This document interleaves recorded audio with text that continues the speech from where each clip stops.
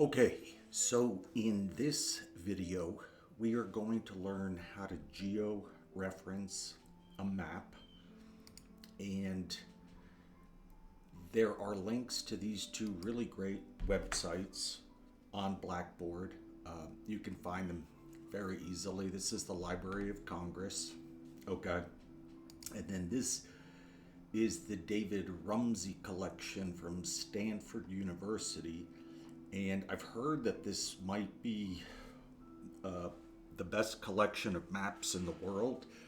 So both of these should help, but I do understand sometimes it still can be hard to find something. So feel free to go explore the web and see what you can find elsewhere if you can't find anything here. Okay, so I'm going to take this map as a sample, okay, and I really looked through this, and these old maps to me are just fascinating, and I also find them to be an incredible way of studying the history of your site. And one of the reasons I wanted to make our semester project based instead of just weekly exercises is that as a landscape architect, your entire professional career will be project based. And it's really a good idea, especially if you have a large project, to study a bit of the history of the land that you'll be working with. I was really amazed at just how dramatically this area of the world was transformed. I mean, hundreds of millions of cubic yards of soil were moved, swamps were drained. So it's a good way to get to know your site is to find some of these old maps and just look at them. All right, so I found this guy that I like, and they give you different download options, okay? 382 megabytes isn't that big. It's right about the limit. If it's over 500 megabytes, I would pick something smaller, okay? So I'm going to download this.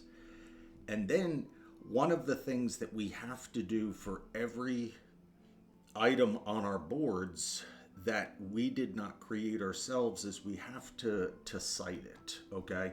Now, with David Rumsey, when you download a map here, it comes in a zipped file, and one file is the map and the other file is a text file, which is the citation. So that's really handy.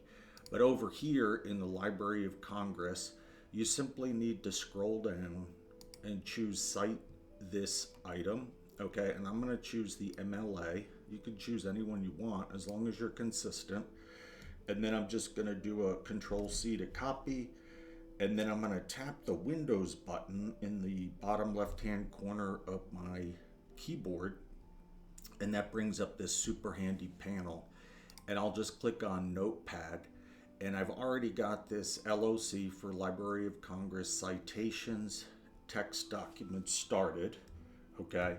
And okay, so it looks like I've already got this one. And then I've just saved this in my project folder under images and notes.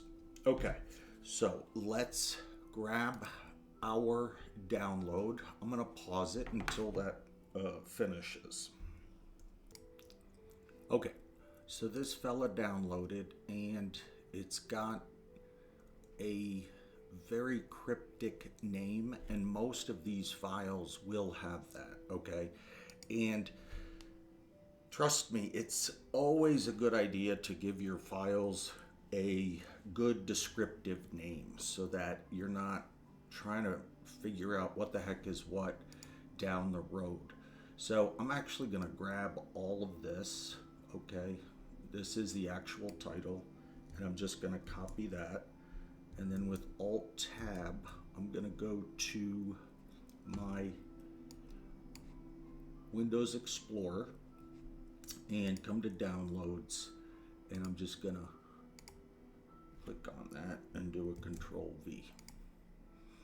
Okay, and I think it was this one actually. Okay, so let me grab this guy, Control X, and now I've created a shortcut here for my project, and I'm going to put it here in Notes and Images. Okay, and now I can close out of this. Well, actually, I should have kept that open. So I'm going to hold down Windows and tap E to bring up the Explorer window again.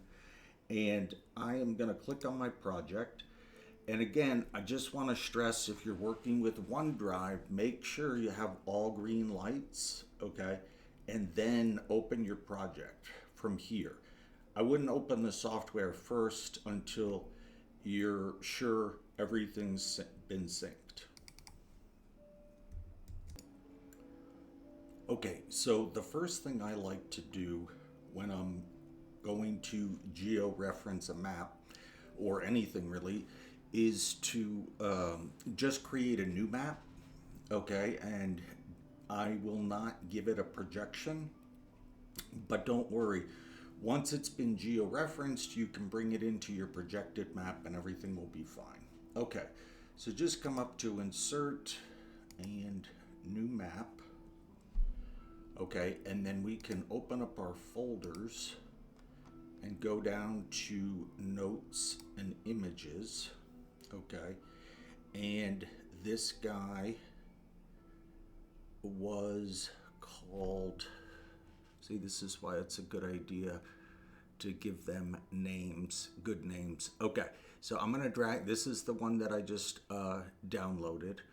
Okay, and so I am gonna drag this over, just drop it onto my map, and it does this statistics thing because it's a raster image, and then you're gonna get this warning saying, hey, there's no coordinate system. I have no idea where to put this on the world. Okay, and most of the time, if you just right click on here and choose Zoom to Layer, it's going to be right off of, normally it's off the coast of Africa. Okay, yeah, there it is. Wow, that's, for some reason they made that really small. Okay, so this is actually at, in terms of longitude and latitude, it's at 0 degrees, 0 degrees, okay? Because this is the equator going horizontal, and then this is the prime meridian going vertically. Okay. All right, now, once you've brought your map in, zoom in to your AOI, all right, and zoom in approximately to the size of what you expect your map to fit on if somebody just laid it on top of here, because that's exactly what we're going to do. Okay, so I think my map is going to fit pretty well right in this zoom area here. Okay, so with your map highlighted, come up to Imagery, okay, and you're going to have this Georeference tab. All right, so just click on that, and this is going to open up the entire georeferencing ribbon, because this is something that map makers do all the time. Okay, is this georeferencing. Okay, so the very first thing I want you to be aware of is we do, once this guy is colored in, that means you have edits that need to be saved. Okay, so you always want to be coming up here and saving your edits. Okay, just be aware of that. Now, the first step you want to do is simply fit to display. So click on that. Okay, and so far so good. Now, one thing that's really handy about maps, okay, is that they should have a north arrow. Okay, so I am just going to zoom out a little, all right, and I'm just going to turn this so this is, the north arrow is straight up, okay? So I'm going to come here to rotate, and simply turn that fella. So the north arrow, oh, sorry about that. The north arrow is straight up. Okay, and then I am just gonna save that. Okay, so once we've rotated it so that the north arrow is straight up, let's click off of our map, okay? And now we want to scale it because we can see that this is the Pacific Ocean, and it's just a little too big. All right, so what is going to be helpful is to make this map semi-transparent. Okay, so with it selected, come up to raster layer and open this slider up. You just take it maybe to about that 43 or so. Okay, then we could come back to georeference. Scale is activated. Okay, and make sure, there we go. Okay, now it's activated. And now you want to really take your time, okay? After we use these tools, we're going to fine tune it with control points, but you can get about 90% of your georeferencing done with these tools here. Okay, so if you really take your time and nail these guys here, you're not going to have to add thousands of control points. Okay, so I'm just gonna, and it scales from the middle, and it looks like it's giving me a bit of a hard time. I wonder if it's because I'm filming a video. Okay, let me put the whole thing on the screen. I think it's because I'm filming a video. I'm not sure. Okay, let's try that now. There we go. Okay, so I think it should be about the right size. Now we can go back and do that again. Okay, now I want to move it, okay, because it's not perfectly spot on. And so I'm going to find a spot here. Okay, I think this little appendage here in Panama City could be a nice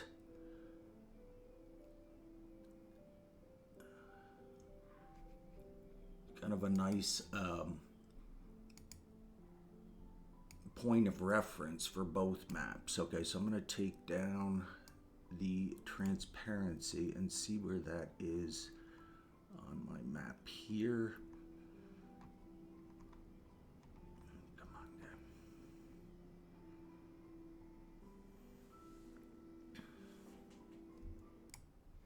Okay, so this is really a good example of what you want to be doing with georeferencing. So if you see this little hook area here, okay, and then you can match it up and you can turn off your map, okay, and then you can match that up with the present day reality, then you're on the right track. Okay, so I'm going to turn on my map again, and I'm going to go to my georeference tab, hit move, okay, and I'm going to move this simply to there.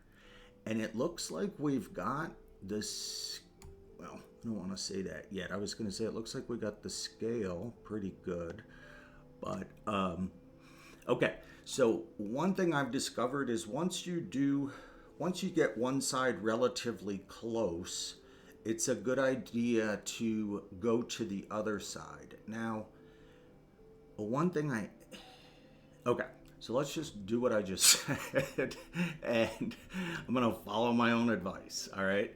All right, because now we may have to start putting down control points, okay? And so what we wanna do is the same thing here, all right? We wanna find a distinctive feature, okay, like this, all right?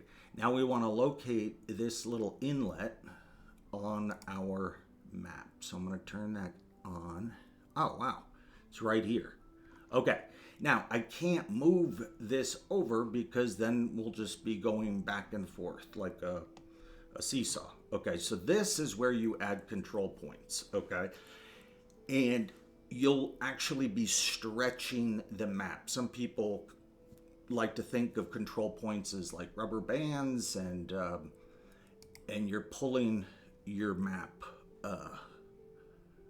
kind of stretching your map. Okay, like some people say it's a rubber sheet. Okay, so I lost my transparency, and I do think it's because I'm recording.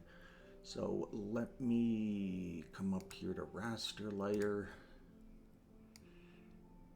Okay, there we go. Now back to Geo, grab my add a control point. Perfect. Now you start with your source, and your source is your map. Okay, and now you're going to put it to your target. Okay, and then just wait a bit, and that should snap into place. Come on, fella. Just snap them. Okay, so I got it pretty much on the money. Now, you're never going to get these 100%, but there's a difference between someone who's tried and really gotten it close and then just sloppy work. And you don't want to be doing sloppy work because it's going to have consequences down the road when we do our rendering. Okay, so now let's go to the other side. Okay, and I'm going to see if I can find this here. Okay, so what I did was I actually turned off my topo map, and I'm discovering that the hill shade is quite useful because it doesn't have all of the words on it that the topo does, and that can get confusing because both your maps have words. So now I can see all kinds of points that line up. So the first one I'm going to do is this fella here, and boom. Okay, and I'm going to wait for that to kick in. All right, I'm going to come up here and just save my work so far. Okay, now I know you might be tempted, oh, now I can just bang this one over here. It's a better idea to go to the other side, or just start working clockwise, and that way everything gets stretched a little more evenly. Okay, because if you start throwing down too many control points, your map is going to get distorted if you don't really do it in a controlled manner. Okay, and once I get close to the end, I like to just move the slider back and forth, the transparency slider, and to get there you just go to raster layer. Okay, and just see how things have lined up. Now I'm concerned about all of this here. Okay, and oops, I don't want to do this, so I'm going to hit escape. Okay, and I'm going to come over to Georeference. Let me save my work so far. This really only took 2 major control points. And like I said, it's a good idea to do one end and then the other. And what has amazed me, as I was saying before, is this whole area has just dramatically changed. So there's not a lot of places where I can actually effectively match things up. Let me just see here. Yeah, see the land here, and this might just be, remember, these map makers didn't have all of the sophisticated satellite equipment that we have today, so their maps can be off. All right, and I'm actually just gonna leave this alone. If you start trying to force it too much, then the text on your map can become illegible, and everything just looks distorted and kind of off. But this really pretty much nails it, okay? And so when you're done, all right, let's turn this back down. This slider is a pain. Okay, let's go to our georeferencing. Okay, make sure that you hit save. Okay, we don't need to save it as a yeah, so we are going to have to save it as a new, okay, and then this will produce an entirely new file, and it will be at this coordinate system. But when we bring it into any other map with any other coordinate system in the world, it's still going to work. That's just how GIS functions. So everything here looks good. Just go with these default settings.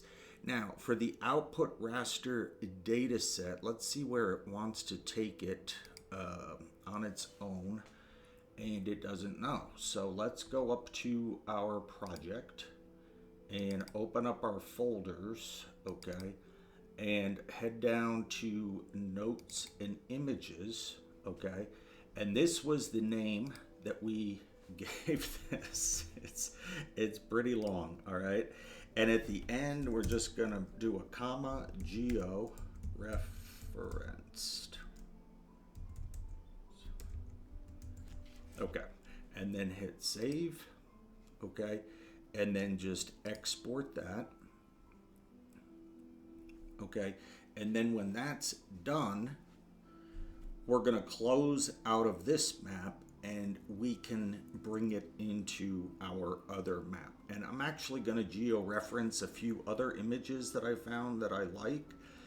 Once you get the hang of it, it's not too long of a process. Now there's some maps that kind of just are stubborn, and maybe it was the way they were drawn, but one of the things we're going to do for this project is a rendering of the terrain with an historical map on top of it, and I think that's really going to look sharp. So let's get at least 2 of these maps georeferenced into your project. So we can close our georeferencing panel. Let's close out of this map, and let's come to our map here, okay, and then you can go to the catalog, and let's see, does this one say, oh,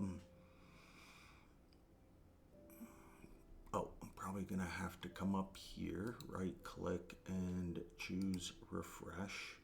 Okay, it's probably this guy. Nope, it's going to be this guy.